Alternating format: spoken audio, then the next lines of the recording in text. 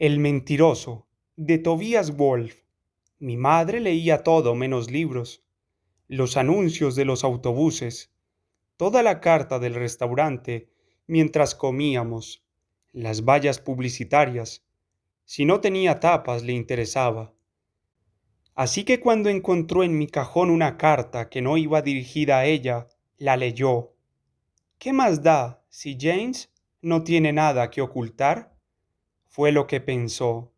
Cuando terminó de leerla, metió la carta en el cajón y fue de una habitación a otra en la gran casa vacía, hablando sola. Volvió a sacar la carta y a leerla para entenderla bien. Luego, sin ponerse el abrigo y sin echar la llave a la puerta, bajó los escalones y se dirigió a la iglesia que había al final de la calle. Por muy enfadada o confusa que estuviera, siempre iba a misa de 4 y ahora eran las 4. Hacía un hermoso día, frío, azul y calmado, pero mi madre andaba como si hubiera un fuerte viento, inclinada hacia adelante y dando pasos cortos y apresurados. A mi hermano, a mis hermanas y a mí nos parecía graciosa esta forma de andar suya, y nos reíamos cuando cruzaba por delante de nosotros para atizar el fuego o regar las plantas. No permitíamos que nos pillara riéndonos. Le hubiera desconcertado pensar que pudiera resultar divertida. Su única concesión al humor era una risa falsa y sorprendente. Los desconocidos se quedaban mirándola con frecuencia. Mientras esperaba al sacerdote, que llegó tarde, mi madre se puso a rezar. Rezaba de un modo familiar, ordenado y firme, primero por su difunto esposo, mi padre, luego por sus propios padres, también fallecidos. Decía una rápida oración por los padres de su esposo. Solo tocar la base, nunca los quiso. Y finalmente, por sus hijos por orden de edad, acabando conmigo. Mi madre no consideraba que la originalidad fuese una virtud, y hasta que surgió mi nombre, sus oraciones eran exactamente iguales a las de cualquier otro día. Pero cuando llegó a mí, habló en voz alta. Creí que no lo haría nunca más. Murphy dijo que ya estaba curado. ¿Qué voy a hacer ahora? Había un tono de reproche en su voz. Mi madre había puesto grandes esperanzas en la idea de que yo estaba curado. Consideraba mi curación como una respuesta a sus plegarias y en acción de gracias había mandado mucho dinero a la misión india tomasiana, dinero que había estado ahorrando para hacer un viaje a Roma. Se sintió estafada y así lo manifestó. Cuando entró el sacerdote, mi madre se sentó en el banco y siguió la misa con gran concentración. Después de la comunión, empezó a preocuparse de nuevo y regresó directamente a casa, sin pararse a hablar con Francés, la mujer que siempre la abordaba después de misa, para contarle todos los horrores que le habían hecho los comunistas, los adoradores del diablo y los rosacruces. Frances la vio marchar frunciendo el ceño. Una vez en casa, mi madre sacó otra vez la carta de mi cajón y se la llevó a la cocina. La sostuvo sobre la estufa, sujetándola con las uñas y mirando hacia otro lado para no sentirse atraída de nuevo por el contenido, y le prendió fuego. Cuando empezó a quemarse los dedos, la tiró en la pila y la miró mientras se ennegrecía, se estremecía y se cerraba sobre sí misma como un puño. Luego abrió el grifo para que las cenizas se fueran por el desagüe y telefonió al doctor Murphy. La carta era para mi amigo Ralpit. Antes vivía al otro lado de la calle, pero luego se había trasladado a Arizona. La mayor parte de la carta describía una excursión a Alcatraz que habíamos hecho los de mi clase. Eso estaba bien. Lo que horrorizó a mi madre era el último párrafo, en el que decía que ella había estado escupiendo sangre y que los médicos no estaban seguros de qué le pasaba, pero esperábamos que no fuera nada grave. Esto no era verdad. Mi madre se enorgullecía de su estado físico. Se consideraba tan fuerte como una mula. Estoy sana como una mula, decía cuando le preguntaban por su salud. Yo llevaba ya varios años diciendo cosas desagradables que no eran verdad, y esta costumbre mía irritaba enormemente a mi madre, tanto como para decidirla a mandarme al doctor Murphy, en cuya consulta me encontraba sentado mientras ella quemaba mi carta. El doctor Murphy era nuestro médico de cabecera y no tenía estudios de psicoanálisis, pero se interesaba por las cosas de la mente, como él decía. Me había tratado de apendicitis y amigdalitis, y mi madre pensaba que podría introducir la verdad en mi mente con la misma facilidad con que extirpaba cosas de mi cuerpo. Una esperanza esta que el doctor Murphy no compartía. Básicamente deseaba conseguir que yo entendiera lo que hacía, y últimamente estaba llegando a la conclusión de que yo comprendía lo que hacía todo lo bien que llegaría a comprenderlo nunca. El doctor Murphy escuchó a mi madre mientras ésta le contaba la historia de la carta y lo que había hecho con ella. Sentía curiosidad por saber las palabras que yo había utilizado y se irritó cuando ella le dijo que la había quemado. Lo que importa, dijo ella, es que se suponía que estaba curado y no lo está. Margaret, yo nunca dije que estuviera curado. Claro que sí, de no ser así, ¿por qué iba yo a mandar más de $1000 a la misión tomasiana? Yo dije que era responsable. Eso significa que James sabe lo que hace, no que vaya a dejar de hacerlo. Estoy segura de que me dijiste que se había curado. Nunca he dicho eso. Para decir que alguien está curado, tienes que saber en qué consiste la salud. En este tipo de cosas, eso es imposible. ¿Qué quieres decir cuando hablas de curar a James? Ya lo sabes. Dímelo de todas formas. Hacerle volver a la realidad. ¿Qué va a hacer? ¿Qué realidad? ¿La mía o la tuya? Morpid, ¿de qué estás hablando? James no está loco. Es un mentiroso. Eso sí es cierto. ¿Qué voy a hacer con él? No creo que puedas hacer mucho. Ten paciencia. Ya he tenido bastante paciencia. Yo en tu lugar, Margaret, no le daría demasiada importancia al asunto. James no roba, ¿verdad? Por supuesto que no. Ni pega a nadie, ni es respondón. No. Entonces tienes muchos motivos para estar agradecida. Creo que no puedo resistir más. Esa historia de la leucemia el verano pasado y ahora esto. Se le pasará cuando crezca, creo yo. Murphy tiene 16 años. ¿Qué ocurre si simplemente lo hace cada vez mejor? Finalmente, mi madre comprendió que no iba a conseguir nada del doctor Murphy, que no paraba de recordarle la suerte que tenía. Le dijo algo cortante, él le contestó algo pedante y ella le colgó. El doctor Murphy se quedó mirando el auricular. ¿Sí? Dijo, y lo puso en su sitio. Se pasó una mano por la cabeza, una costumbre que le había quedado en los tiempos en que tenía pelo. Para demostrar que lo llevaba bien, bromeaba a menudo acerca de su calvicie, pero yo tenía la impresión de que le molestaba profundamente. Mirándome desde el otro lado de su mesa, debió de desear no haberme aceptado como paciente. Tratar al hijo de un amigo era como invertir el dinero de un amigo. No hace falta que te diga quién era. Asentí.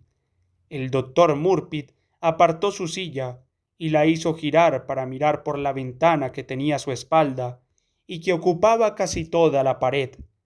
Todavía había algunos veleros en la bahía, pero todos venían hacia la costa. Una niebla gris y algodonosa había cubierto el puente y avanzaba rápidamente. El agua parecía en calma desde aquí arriba, pero cuando me fijé más vi manchitas blancas por todas partes, así que debía de estar bastante picada. Me sorprendes, dijo. Mira que dejar algo así donde ella pudiera encontrarlo. Si realmente no puedes evitar el hacer estas cosas, por lo menos podía ser amable y hacerlas discretamente. No es fácil para tu madre, habiendo muerto tu padre y estando lejos todos los demás. Lo sé. Yo no pretendía que la encontrara. Bueno, se dio golpecitos en los dientes con el lápiz. No estaba convencido profesionalmente, pero personalmente puede que sí. Creo que ahora deberías irte a casa y tratar de arreglarlo. Supongo que sí. Dile a tu madre que me pasaré por allí esta noche o mañana. Y otra cosa, James, no la subestimes.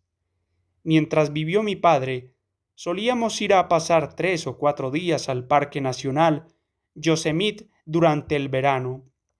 Mi madre conducía y mi padre nos señalaba los lugares de interés, prados donde en otro tiempo se alzaron pueblos de efímera prosperidad, árboles colgantes, ríos de los que se decía que en ciertas épocas fluían contracorriente, o nos leía, tenía la idea, típica de los adultos, de que a los niños les encanta Dickens y Sir Walter Scott. Nosotros 4 íbamos sentados en el asiento de atrás, con las caras serias y atentas, mientras nuestras manos y pies empujaban, pellizcaban, pisaban, golpeaban y pateaban. Una noche un oso entró en nuestro campamento justo después de cenar. Mi madre había hecho un guiso de atún y debió de olerle como algo por lo que valía la pena morir. Entró en el campamento mientras estábamos sentados alrededor del fuego y se quedó de pie balanceándose hacia detrás y hacia adelante. Mi hermano Michel fue el primero en verle y me dio un codazo. Luego le vieron mis hermanas y chillaron. Mi madre y mi padre estaban de espaldas a él, pero mi madre debió de intuir lo que pasaba porque inmediatamente dijo: «No chilles. Podrías asustarle y cualquiera sabe lo que haría. Nos pondremos a cantar y se irá. Cantamos: rema, rema, rema en tu barca». Pero el oso no se iba. Dio varias vueltas en torno a nosotros, poniéndose de manos de vez en cuando para olfatear el aire. A la luz de la hoguera yo veía su cara de perro y los músculos que rodaban bajo la piel suelta como piedras dentro de un saco. Cantamos más fuerte mientras él se movía en círculo, acercándose cada vez más. «Bueno», dijo mi madre, «ya está bien». Se levantó bruscamente. El oso se detuvo y la observó. «Largo de aquí», dijo mi madre. El oso se sentó y miró a un lado y a otro. «Largo de aquí», repitió ella, y se agachó y cogió una piedra. «No, Margaret», dijo mi padre. Ella tiró la piedra con fuerza y le dio al oso en el vientre. Incluso a la tenue luz del fuego vi el polvo que salía de su piel. Gruñó y se irguió todo lo alto que era. «¿Habéis visto?», gritó mi madre. «Está asqueroso, asqueroso». Una de mis hermanas se rió. Mi madre cogió otra piedra. «Por favor, Margaret», dijo mi padre. Justo en ese momento el oso dio media vuelta y se alejó. Mi madre arrojó la piedra en dirección a él. Durante el resto de la noche, el animal merodeó alrededor del campamento hasta que encontró el árbol en el que habíamos colgado los alimentos. Se lo comió todo. Al día siguiente regresamos a la ciudad. Podíamos haber comprado comida en el valle, pero mi padre quería marcharse y no cedió en ningún argumento. En el viaje de regreso, trató de animarnos gastando bromas, pero Michel y mis hermanas le ignoraron y miraron por las ventanillas con caras de piedra. La relación entre mi madre y yo nunca fue fácil, pero no la subestimaba. Era ella la que me subestimaba a mí. Cuando era pequeño, ella sospechaba que era demasiado delicado, porque no me gustaba que me lanzaran al aire y porque cuando la veía a ella y a los demás preparándose para una riña general, yo encontraba un sitio donde esconderme. Si conseguían arrastrarme a la trifulca, siempre salía herido, un rodillazo en el labio, un dedo torcido, la nariz sangrando, y esto también me lo reprochaba mi madre, como si yo lo hiciera adrede para no jugar. Incluso las cosas que yo hacía bien la ponían nerviosa. A todos nos encantaban los juegos de palabras, excepto a mi madre, que nunca los entendía, y después de mi padre, yo era el mejor de la familia en eso. Mi especialidad eran los rápidos. Pueden bajar al prisionero, dijo Tom condescendiente. Mi padre me animaba a hacerlos durante la cena, lo cual debía de ser una tortura para los invitados. Mi madre no estaba segura de lo que sucedía, pero no le gustaba. Sospechaba de mí también en otros sentidos. No podía irme al cine sin que ella me examinara los bolsillos para asegurarse de que llevaba suficiente dinero para la entrada. Cuando me iba al campamento de verano, me abría la mochila delante de todos los chicos que estaban esperando en el autobús. Hubiera preferido marcharme sin el saco de dormir y unas cuantas mudas de ropa que había olvidado meter antes que quedar en ridículo. Su desconfianza era lo que me volvía olvidadizo. Además, pensaba que era insensible por lo que sucedió el día que murió mi padre y luego el funeral. No lloré en el funeral de mi padre y mostré signos de aburrimiento durante la elegía, jugueteando con el libro de himnos. Mi madre me hizo poner las manos en el regazo y yo las dejé allí sin moverlas como si fueran cosas que estaba sosteniendo para otra persona. El efecto era irónico y a ella le molestó. Tuvimos una especie de reconciliación unos días más tarde, cuando yo cerré los ojos en el colegio y me negué a abrirlos. Después de que varios profesores primero y luego el director fracasaran en su intento de convencerme de que les mirara o de que mirase una recompensa que afirmaban tener en la mano, me llevaron a la enfermera del colegio, la cual trató de abrirme los párpados a la fuerza y me arañó seriamente uno de ellos. El ojo se me hinchó y yo me puse rígido. Al director le entró pánico y llamó a mi madre, la cual vino a recogerme. Me negué a hablarle, a abrir los ojos o a doblarme, por lo que tuvieron que ponerme tumbado en el asiento trasero, y cuando llegamos a casa, mi madre tuvo que subirme los escalones de la entrada uno a uno. Luego me echó en el sofá y estuvo toda la tarde tocando el piano para mí. Finalmente abrí los ojos. Nos abrazamos y lloré. Mi madre no creyó en mis lágrimas, pero las aceptó porque sabía que yo las había escenificado en honor suyo. También mis mentiras nos separaron, y el hecho de que mis promesas de no volver a mentir no parecían significar nada para mí. A menudo mis mentiras llegaban a ella de manera muy embarazosa. Por ejemplo, la gente la paraba en la calle para decirle que lamentaba mucho que, en el barrio, a nadie le gustaba poner a mi madre en una situación violenta, y esto dejó de ocurrir una vez que todo el mundo se enteró de lo que me pasaba, pero no había forma de salvarla de los desconocidos. El verano después de morir mi padre, fui a pasar una temporada con mi tío en Reading, y cuando volví me encontré inesperadamente con que mi madre había venido a recibirme a la estación de autobuses. Traté de alejarme del caballero que había viajado a mi lado, pero no pude quitármelo de encima. Cuando vio que mi madre me abrazaba, se acercó, le dio su tarjeta y le dijo que le llamara si las cosas empeoraban. Ella le devolvió la tarjeta y le contestó que no se metiera donde nadie le llamaba. Más tarde, camino de casa, me hizo repetirle lo que le había dicho al hombre. Sacudió la cabeza. No es justo que le cuentes a la gente esas cosas, dijo. Les confundes. A mí me parecía que era mi madre la que había confundido al hombre, no yo, pero no se lo dije. Reconocí que no debería decir esas cosas y le prometí que no volvería a hacerlo, promesa que rompí 3 horas después en conversación con una mujer en el parque. No eran solo las mentiras lo que preocupaba a mi madre, era la morbosidad de las mismas.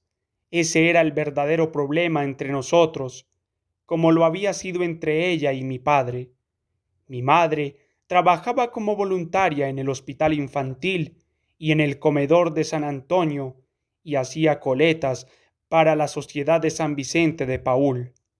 Ponía velas a los santos. Mi hermano y mis hermanas salían a ella en ese aspecto. Mi padre gozaba maldiciendo el lado oscuro de la vida. Nunca se sentía más vivo que cuando estaba indignado por algo. Por esta razón, el acto más importante del día para él era la lectura del periódico vespertino. El nuestro era un periódico terrible, indiferente a la ciudad que lo compraba, indiferente a los descubrimientos médicos, exceptuando nuevos tipos de gases que hacían que se te cayeran las manos al estornudar, e indiferente a la política y al arte. Lo suyo era el escándalo, el horror y las coincidencias espeluznantes. Cuando mi padre se sentaba en el cuarto de estar con el periódico, mi madre se quedaba en la cocina y mantenía a los niños entretenidos, a todos menos a mí, porque yo era un niño tranquilo que se divertía solo. Me divertía observando a mi padre. Se sentaba con las rodillas separadas, inclinado hacia adelante, los ojos a pocos centímetros de la página impresa. Mientras leía, iba sintiendo con la cabeza. A veces decía palabrotas, tiraba el periódico al suelo y paseaba arriba y abajo del cuarto, luego lo recogía y empezaba de nuevo. Durante una temporada adquirió la costumbre de leérmelo en voz alta. Siempre empezaba por los ecos de sociedad, a los cuales llamaba la página de los parásitos. Esta columna comenzó a tener el carácter de una historieta cómica o de un serial, pues los mismos personajes aparecían todos los días, parpadeando ante el flash vestidos de chifón, sosteniendo torpemente sus vasos a beneficio de los huérfanos de la península, sonriendo detrás de unas gafas de sol en la terraza de un refugio de esquí en la sierra.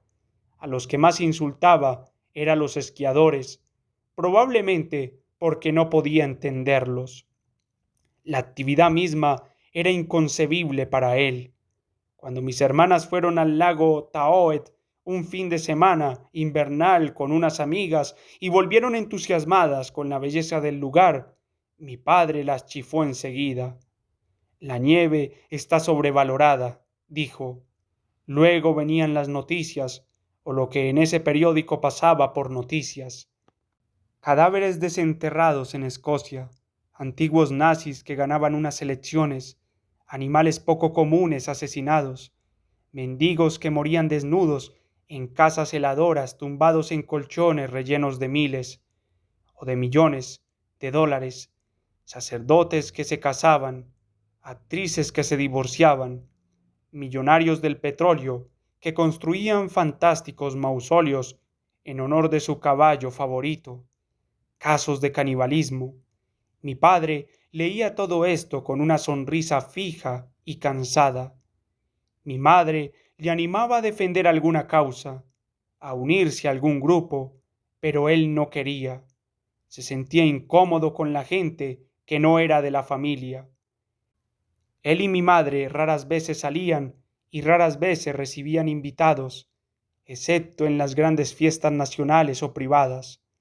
Sus invitados eran siempre los mismos, el doctor Murphy y su esposa, y varios otros amigos que conocían desde la infancia.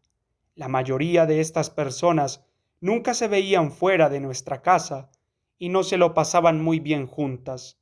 Mi padre cumplía con sus obligaciones como anfitrión, metiéndose con cada uno por cosas estúpidas que habían hecho o dicho en el pasado y obligándoles a reírse de sí mismos. Aunque mi padre no bebía, se empeñaba en mezclar cócteles para los invitados. Nunca servía bebidas sencillas como ron con Coca-Cola o whisky con hielo, solo bebidas inventadas por él. Les ponía nombres relacionados con la abogacía, tales como el abogado, el juez de la horca, el perseguidor de la ambulancia o el portavoz, y describía el brebaje con todo detalle. Contaba largas y complicadas historias casi en un susurro, obligando a todos a inclinarse hacia él y repitiendo las frases importantes. También repetía las frases importantes de las historias que contaba mi madre y además la corregía cuando se equivocaba. Cuando los invitados terminaban sus propias anécdotas, él señalaba la moraleja. El doctor Murphy tenía varias teorías acerca de mi padre, que solía poner a prueba conmigo en el curso de nuestras secciones. Para entonces, el doctor Murphy había sustituido sus gafas por lentillas y había adelgazado gracias a unos ayunos que hacía regularmente. A pesar de su calvicie, parecía varios años más joven que cuando venía a las fiestas de casa. Ciertamente no parecía coetáneo de mi padre, aunque lo era. Una de las teorías del doctor Murphy era que, al aceptar un puesto de poca responsabilidad en una empresa nada interesante, mi padre había mostrado una conducta clásica de las personas que han sido muy dotadas de niños. Tenía miedo de descubrir sus limitaciones, me dijo el doctor Murphy, mientras siguiera sellando papeles y redactando testamentos, podía continuar creyendo que no tenía limitaciones. La fascinación del doctor Murphy por mi padre me hacía sentirme incómodo. Era como si le traicionase al escucharle. Mientras vivía, mi padre nunca se habría sometido a un psicoanálisis. Me parecía una traición tumbarle en el diván ahora que había muerto. En cambio, disfrutaba oyendo al doctor Murphy contar sus recuerdos de mi padre cuando era pequeño. Me contó algo que sucedió cuando los dos estaban en los Boy Scouts. Su tropa había hecho una larga caminata y mi padre se había quedado rezagado. El doctor Murphy y los otros decidieron tenderle una emboscada cuando le vieron venir por el sendero. Se escondieron en el bosque a ambos lados y esperaron. Pero cuando mi padre pasó junto a ellos, ninguno se movió ni hizo ruido, y él siguió su camino sin enterarse de que estaban allí. Tenía una expresión tan dulce en la cara, dijo el doctor Murphy, escuchando a los pájaros y oliendo las flores, que parecía Fernando el Toro. También me comentó que los cócteles de mi padre sabían a medicina. Mientras yo volvía a casa en bicicleta al salir de la consulta del doctor Murphy, mi madre estaba angustiada. Se sentía terriblemente sola, pero no llamó a nadie porque también se sentía fracasada. Mis mentiras tenían ese efecto sobre ella.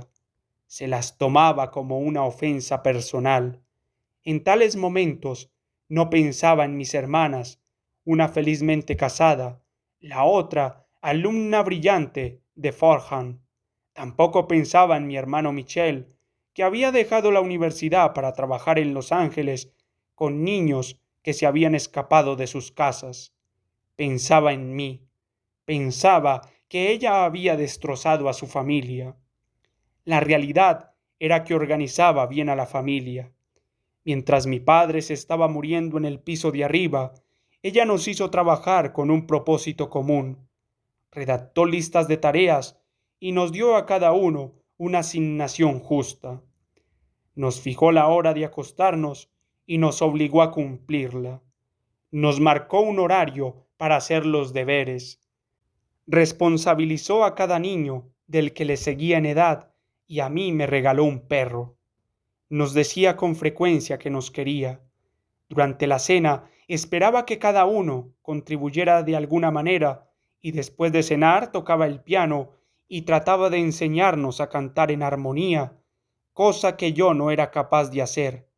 Mi madre, que era admiradora de la familia Tradd, consideraba que esto era un defecto de carácter.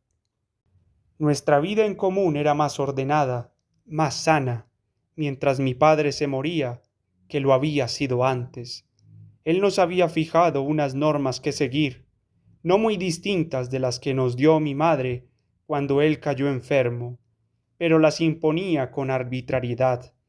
Aunque se suponía que recibiríamos una asignación, siempre teníamos que pedírsela, y entonces nos daba demasiado dinero porque le gustaba parecer magnánimo. A veces nos castigaba sin razón porque estaba de mal humor. Era capaz de decidir, justo cuando una de mis hermanas iba a ir a un baile, que más le valía quedarse en casa y hacer algo para cultivarse. O de repente nos cogía a todos un miércoles por la noche y nos llevaba a patinar sobre hielo. Cambió cuando se enteró de que tenía cáncer y se volvió más tranquilo a medida que la enfermedad se extendía. Ya no estaba siempre tomándonos el pelo y de vez en cuando era posible tener una conversación con él que no tratara de la última cosa que le había indignado. Dejó de leer el periódico y pasaba mucho tiempo mirando por la ventana. Él y yo nos unimos más. Me enseñó a jugar al póker y a veces me ayudaba a hacer los deberes. Pero no fue su enfermedad lo que nos unió. La reserva entre nosotros había empezado a romperse después del incidente con el oso, en el viaje de vuelta. Michelle y mis hermanas estaban furiosos con él por habernos obligado a marcharnos antes de lo previsto y se negaban a hablarle o a mirarle. Él bromeaba. Aunque había sido una experiencia horripilante, teníamos que resignarnos. Y cosas así. A los otros sus bromas les parecían de mal gusto, pero a mí no. Yo había visto lo aterrado que se quedó cuando el oso entró en el campamento. Se había mantenido tan inmóvil que empezó a temblar. Cuando mi madre se puso a tirar piedras, pensé que él iba a salir disparado. Yo le comprendía, porque también había sentido miedo. Los otros se lo tomaron a juerga una vez que se acostumbraron a tener al oso merodeando, pero para mi padre y para mí era cada vez peor. Me alegré de salir de allí y le agradecí a mi padre que me hubiera sacado. Comprendí que sus bromas eran una forma de dominarse. Así que le respondí con otra broma. Hay un oso fuera, dijo Tom con intención. Los otros me lanzaron miradas gélidas. Pensaron que le estaba haciendo la pelota, pero él sonrió. Cuando pensaba en otros chicos que tenían una estrecha relación con sus padres, me los imaginaba cazando juntos, jugando a la pelota, haciendo casas para los pájaros en el sótano y teniendo largas conversaciones sobre chicas, guerras y carreras universitarias. Puede que la razón de que nosotros tardáramos tanto en llevarnos bien fuese que yo tenía esta idea. Siempre interfería en lo que de verdad teníamos en común, que era un miedo compartido. Hacia el final, mi padre se pasaba la mayor parte del tiempo durmiendo y yo le observaba. A veces, desde abajo, me llegaba débilmente el sonido del piano de mi madre. En ocasiones, él se quedaba traspuesto en su sillón mientras yo le leía. Entonces su albornoz se le abría y yo veía la larga cicatriz reciente que cruzaba su estómago, roja como la sangre en contraste con su piel blanca. Se le marcaban todas las costillas y sus piernas eran como alambres. Una vez leí en la biografía de un gran hombre que murió bien.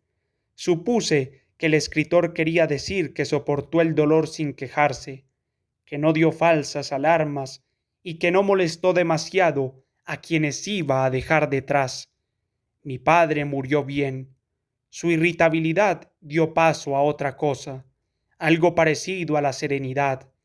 En los últimos días se volvió tierno. Era como si la ira de su vida hubiese sido una especie de miedo a subir al escenario. Manejó a su público, nosotros, con la intuición de un viejo actor que sabe cuándo hacer payasadas y cuándo mostrarse digno. Todos estábamos conmovidos y admirábamos su valor, que era lo que él pretendía. Murió en la planta baja, en un rayo oblicuo del sol de la tarde, el día de Año Nuevo, mientras yo le leía.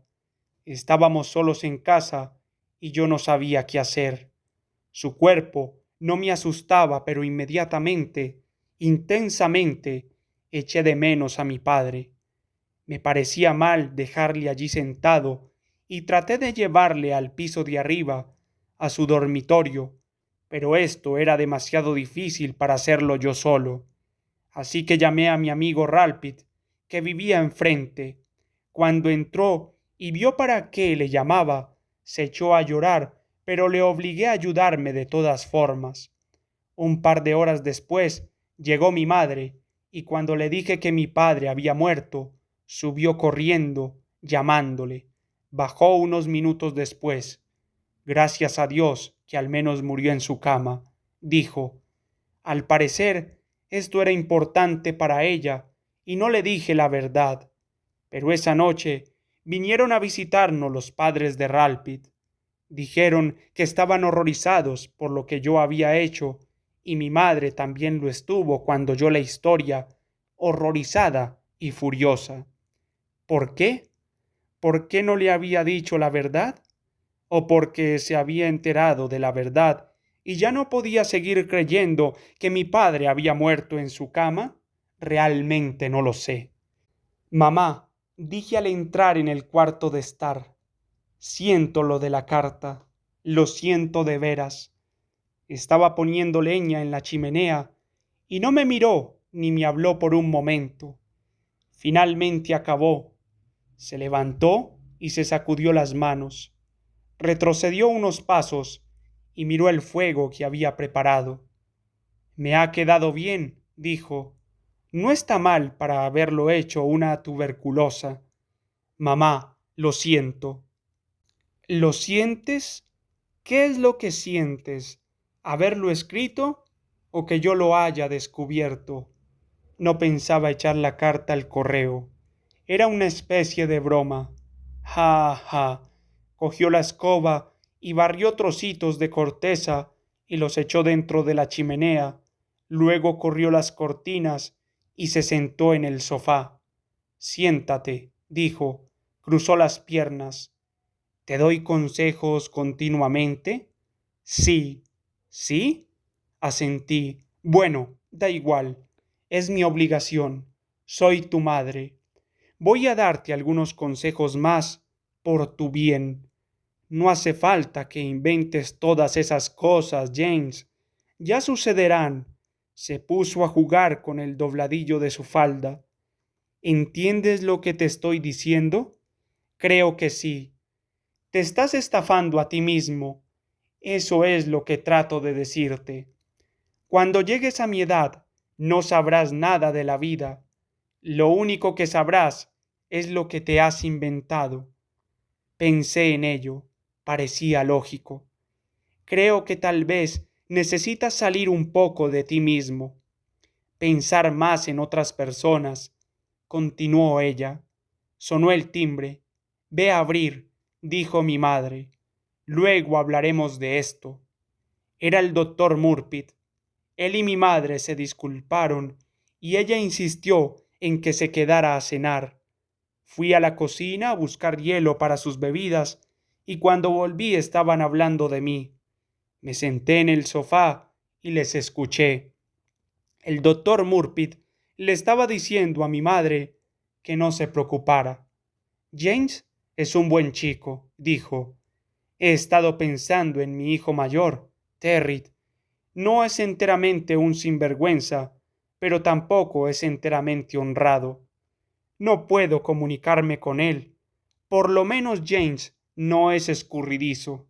No, dijo la madre, nunca ha sido escurridizo. El doctor Murphy cruzó las manos entre las rodillas y se las miró. Pues eso es lo que es Terry, escurridizo. Antes de sentarnos a cenar, rezó en acción de gracias. El doctor Murphy inclinó la cabeza y cerró los ojos y al final se santiguó, aunque había perdido su fe en la universidad. Cuando me lo dijo en una de nuestras sesiones, con esas mismas palabras, yo vi la imagen de un solo impermeable colgado en un perchero delante de un comedor. Bebió mucho vino y volvió insistentemente al tema de su relación con Terry. Reconoció que el muchacho había llegado a desagradarle. Luego mencionó por sus nombres a varios pacientes suyos, a algunos de los cuales conocíamos mi mujer y yo, y dijo que también le desagradaban. Utilizaba la palabra desagradar con regodeo, como cuando alguien que está a régimen se permite comerse una sola patata frita. No sé en qué me he equivocado, dijo repentinamente, sin que viniera a cuento de nada en particular, aunque también es posible que no me haya equivocado en nada. Ya no sé qué pensar, nadie lo sabe. Yo sí sé qué pensar, dijo mi madre. Lo mismo le pasa al solicista. ¿Cómo puedes demostrarle a un solicista que no nos está creando a los demás? Este era uno de los acertijos favoritos del doctor Murphy y casi cualquier pretexto le valía para sacarlo a relucir. Era como un niño con un truco de naipes. Mándale a la cama sin cenar, contestó mi madre. ¿Qué cree eso? De pronto el doctor Murphy se volvió hacia mí. ¿Por qué lo haces? Me preguntó. Era una pregunta pura. No tenía ningún propósito que no fuera la satisfacción de su curiosidad. Mi madre me miró y su cara expresaba la misma curiosidad. No lo sé, dije, y esa era la verdad. El doctor Murphy asintió, no porque hubiera previsto la respuesta, sino porque la aceptaba. ¿Te resulta divertido? No, no es divertido. No puedo explicarlo. ¿Por qué es todo tan triste? Preguntó mi madre. ¿Por qué todas esas enfermedades? Tal vez, dijo el doctor Murphy, porque las cosas tristes son más interesantes. Para mí no, dijo mi madre. Para mí tampoco, dije yo. Simplemente me sale así. Después de cenar, el doctor Murphy le pidió a mi madre que tocara el piano.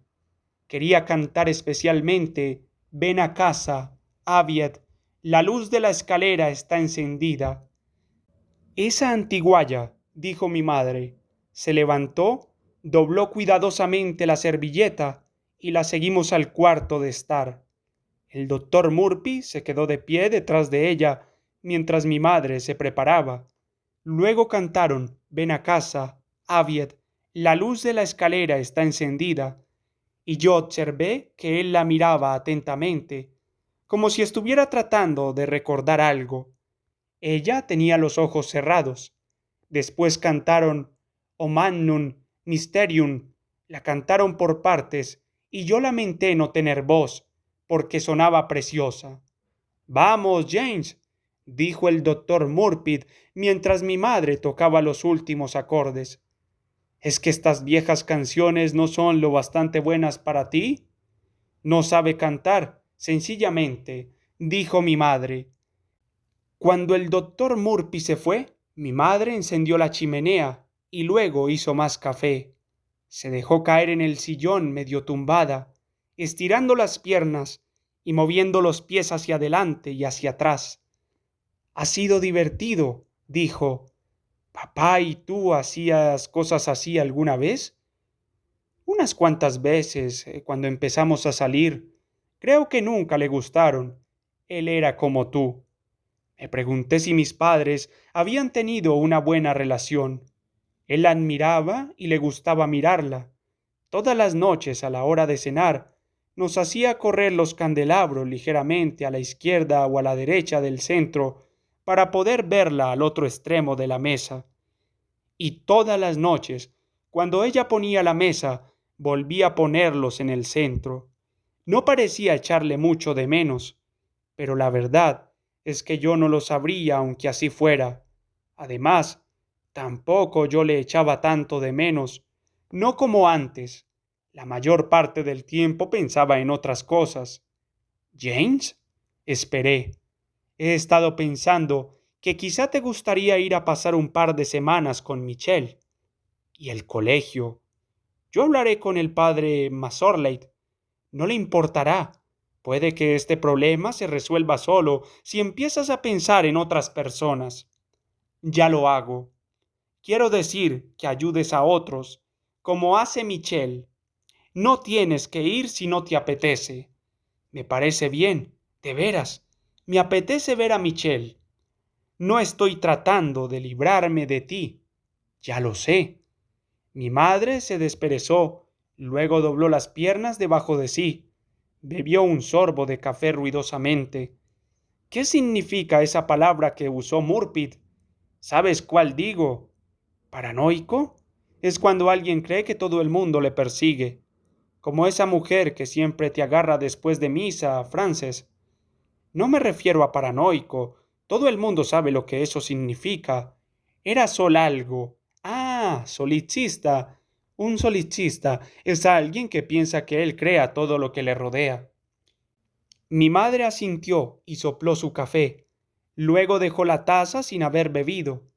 Preferiría ser paranoica. ¿Crees que Frances lo es realmente?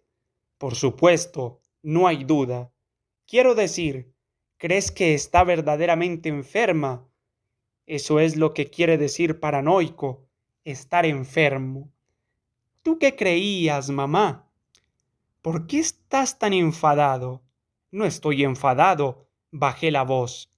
No estoy enfadado, pero tú no te creerás esas historias que te cuenta, ¿verdad? Bueno, no exactamente. Yo creo que no sabe lo que dice, solo quiere que alguien la escuche. Probablemente vive completamente sola en un cuartucho, así que es una paranoica. Fíjate qué cosas. Y yo sin tener ni idea. James, debemos rezar por ella. ¿Te acordarás de hacerlo? Asentí. Pensé en mi madre cantando O Magnum Mysterium, dando las gracias por los alimentos, rezando con fácil confianza, y se me ocurrió que su imaginación era superior a la mía. Ella podía imaginar las cosas uniéndose, no haciéndose pedazos. Me miró y yo me encogí. Sabía exactamente lo que iba a decir. Hijo, ¿sabes cuánto te quiero? Dijo. Al día siguiente por la tarde cogí el autobús de Los Ángeles. Me apetecía el viaje, la monotonía de la carretera y de los campos vacíos a ambos lados. Mi madre cruzó conmigo el largo vestíbulo abierto. La estación estaba abarrotada de gente y resultaba agobiante. ¿Estás seguro de que es este el autobús que tienes que coger? Me preguntó en el andén. Sí. Parece tan viejo. Mamá. De acuerdo. Me atrajo hacia sí y me besó. Luego me retuvo un segundo más para demostrarme que su abrazo era sincero, no como el de todo el mundo, sin darse cuenta de que todo el mundo hace lo mismo. Subí al autobús y ambos movimos la mano en señal de despedida hasta que resultó embarazoso. Entonces mi madre se puso a buscar algo en su bolso. Cuando terminó yo me levanté y me puse a poner el equipaje en la rejilla. Me senté y nos sonreíamos. Agitamos la mano cuando el conductor puso el motor en marcha. Nos encogimos de hombros cuando se levantó repentinamente para contar los pasajeros. Nos despedimos de nuevo cuando volvió a sentarse. Cuando el autobús partió, mi madre y yo nos estábamos mirando con auténtico alivio. Me había equivocado de autobús. Este iba a Los Ángeles, pero no por la ruta más corta. Nos paramos en San Mateo Palo Alto, San José y Castrovillet. Cuando salimos de Castrovillet empezó a llover con fuerza. Mi ventanilla no cerraba del todo y un fino reguero de agua resbalaba por la pared y caía sobre mi asiento. Para no mojarme, tenía que mantenerme apartado de la pared e inclinado hacia adelante. Llovía cada vez más. El motor del autobús sonaba como si estuviera deshaciéndose. En Salinas, el hombre que dormía a mi lado se levantó de un salto, pero antes de que tuviera tiempo de cambiarme de asiento, una mujer enorme que llevaba un vestido estampado y una bolsa de la compra ocupó su sitio. Tomó posesión de su asiento y se derramó hasta ocupar la mitad del mío, obligándome a retroceder hacia la pared.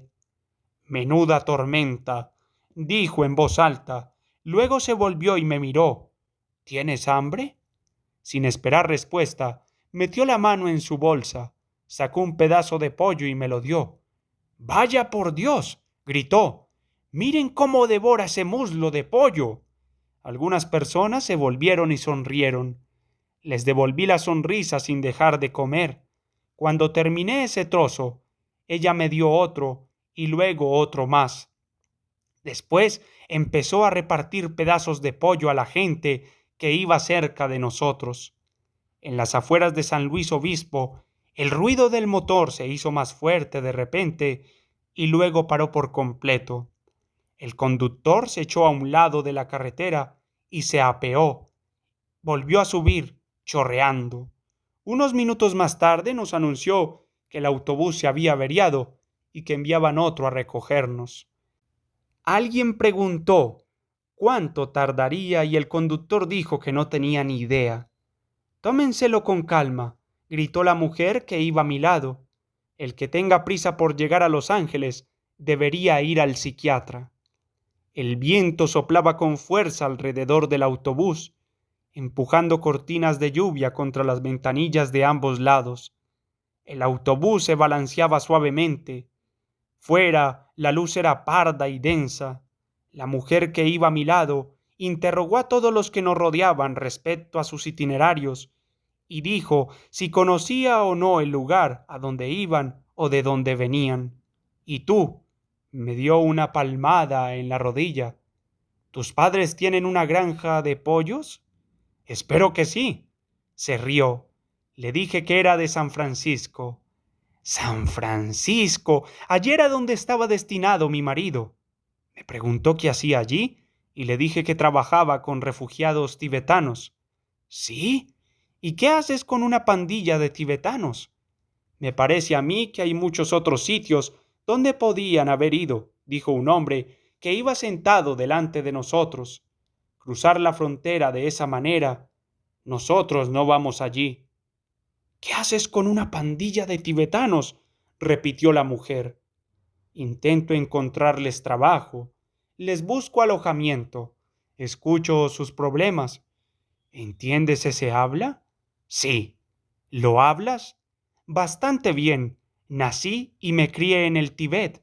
Mis padres eran misioneros allí. Todo el mundo esperó. Los asesinaron cuando entraron los comunistas.